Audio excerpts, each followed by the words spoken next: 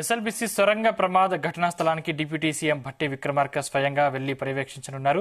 Deputy సీఎంతో పాటు మంత్రుల ఉత్తమ్ కుమార్ రెడ్డి, కోమటిరెడ్డి వెంకటరెడ్డి కూడా ప్రమాద స్థలానికి వెళ్లనున్నారు. అనంతరం జేపీ కార్యాలయంలో ఉన్నతస్థాయి సమావేశం నిర్వహించి సహాయక కార్యక్రమాల్ని మంత్రుల బృందం సమీక్షించనుంది.